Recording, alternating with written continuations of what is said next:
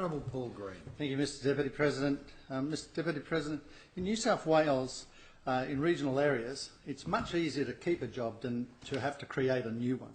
At the end of last year, the Christian Democratic Party was pleased to welcome the government's reforms into the biofuels in New South Wales, including the establishment of a 6% ethanol target. The Christian Democratic Party is very mindful that ethanol is a renewable energy that plays a big part in our future energy mix needs.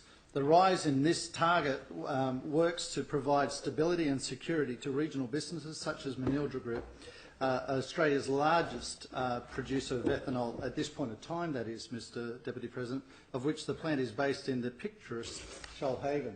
The Manildra Group Nowra refinery provides employment to 345 workers that have mortgages, car loans, personal loans, financial commitments to schooling and daycare, families that are continually meeting the challenges of the rising costs of living.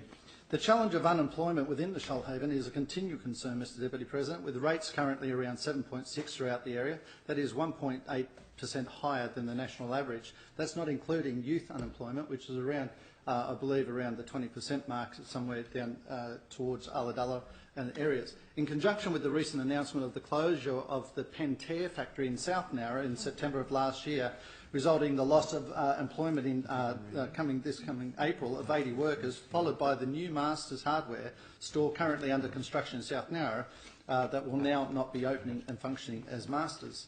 The two announcements have delivered a major blow to an already difficult employment market. Therefore, the enforcement of the 6% ethanol mandate by New South Wales Government to ensure the petroleum companies comply to this law creates confidence. This confidence is paramount for regional businesses like Manildra, 10 minutes from South Nowra, to continue to grow and ultimately provide more employment opportunities.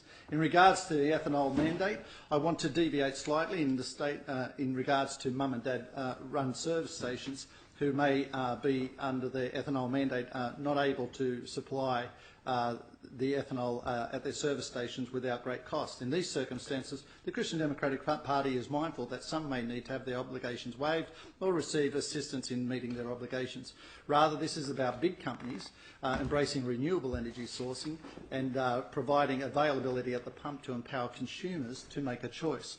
The Manildra Group has demonstrated its willingness to work with governments in the past and had previously negotiated with the federal government, from what I understand, as they were looking to expand their operations interstate.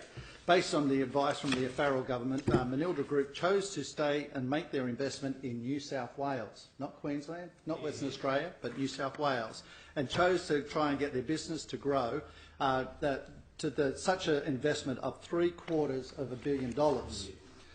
At a time when it is common, Mr Deputy President, for ministers to travel all over the world to try and attract foreign investment into New South Wales, we have a local business, 100% Australian-owned company that has demonstrated its desire to work within New South Wales and with the New South Wales Government to keep investment here in New South Wales and particularly in our regional areas. Yet Manildra is under pressure from a report requested by the Premier from IPART, a report seeking to place a maximum price on wholesale ethanol by the Independent Pricing Regulatory Tribunal. While Manildra does have a substantial share of market power of ethanol market, this is because the ethanol is produced from starch waste that is fermented and converted into ethanol as part of an integrated manufacturing process at Nowra plant.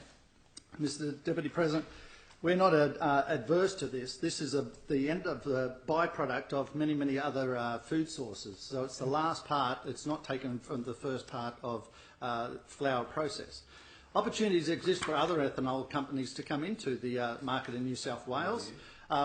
What we want to ensure is that the IPART report does not make a rod for the back of New South Wales economy, particularly the ethanol industry. If you're cross-border in Queensland, for instance, you might be under different laws.